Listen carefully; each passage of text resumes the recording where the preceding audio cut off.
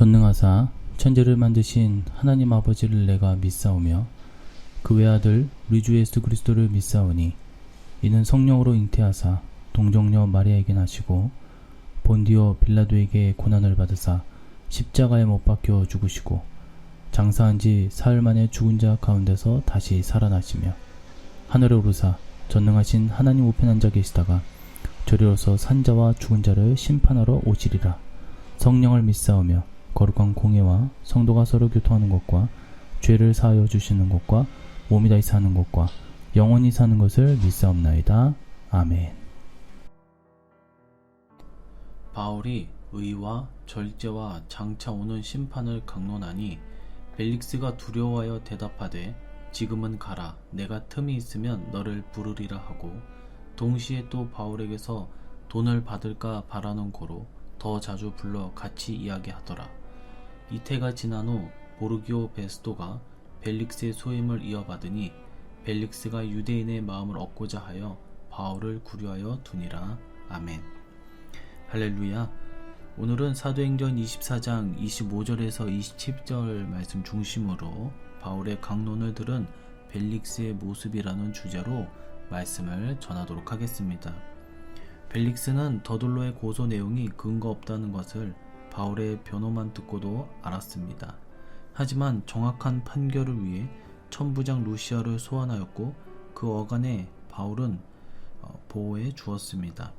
그리고 자기 곁에 머무는 바울에게 찾아가 예수님을 믿는 도리를 물었습니다. 바울은 비록 피고소인의 신분이었지만 당당하게 복음의 핵심, 예수님을 믿는 도리의 핵심인 의와 절제와 장차 오는 심판을 전했습니다. 본장 마지막 내용인 본문은 이 같은 진리를 들은 벨릭스의 반응을 다루고 있습니다. 이제 함께 그 내용을 구체적으로 확인해 보도록 하겠습니다. 첫 번째로 두려워하였다라고 했습니다. 25절에 보니까 벨릭스가 두려워하여 대답하되 지금은 가라. 내가 틈이 있으면 너를 부르리라 하고 이는 하나님의 심판을 두려워하였음을 뜻합니다. 두 번째로 벨릭스가 느낀 감정, 바울에게서 돈을 받을까 바랍니다 라고 했습니다. 26절에 보니까 동시에 또 바울에게서 돈을 받을까 바라는 거로 더 자주 불러 같이 이야기하더라. 하나님의 심판을 두려워하면서도 동시에 세상의 것, 즉 탐심을 버리지 못함을 의미합니다. 본문 중 바라는 거로로 해석된 헬라어는 엘피조라는 단어를 쓰는데 기대하다, 희망을 가지다, 낙관하다 등의 의미가 있습니다. 벨릭스는 자기가 유리한 판결을 해줄 것을 바울이 기대하고 뒷돈을 대주지 않을까 기대를 한 것 같습니다. 열왕기하 5장 20절의 말씀 보니까 게하시가 스스로 이르되 내 주인이 이 아람 사람 나아만에게 면하여 주고 그가 가지고 온 것을 그의 손에서 받지 아니하였도다. 여호와께서 살아계심을 두고 맹세하노니 내가 그를 쫓아가서 무엇이든지 그에게서 받으리라 하고, 과거 게하시가 하나님의 종 엘리사 곁에 있으면서도 탐심을 쫓았습니다. 본문의 진리를 듣고 두려워하면서도 탐심에 매인 벨릭스의 모습은 이와 너무나도 흡사합니다. 세 번째로 유대인의 마음을 얻고자 바울을 구류하였다. 27절에 보니까 이태가 지난 후 보르기오 베스도가 벨릭스의 소임을 이어받으니 벨릭스가 유대인의 마음을 얻고자 하여 바울을 구류하여 두니라. 이는 사람을 기쁘게 하고자 했음을 의미합니다. 본문 중에 이 마음이라는 헬라어는 감사, 자비, 호의를 의미하는 카리아라는 단어를 쓰는데 유대인들이 소동이나 반란을 일으키면 자기 정치적 생명이나 활로가 막힐 것 때문에 벨릭스는 그와 같은 일을 한 것 같습니다. 사도행전 12장 2절에 3절 말씀을 보면 요한의 형제 야고보를 칼로 죽이니 유대인들이 이 일을 기뻐하는 것을 보고 베드로도 잡으려 할세 때는 무교절 기간이라. 말씀을 맺도록 하겠습니다. 진리를 듣고자 하고 깨닫고 두려워하는 모습은 매우 중요합니다.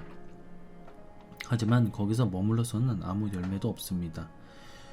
벨릭스는 처음에 바울의 복음을 듣고 하나님의 심판을 두려워하고 또 거기에서 영접을 하였듯이 보였습니다. 그러나 벨릭스는 결국 탐심에 매여 그와 동시에 욕심을 챙기려고 하였고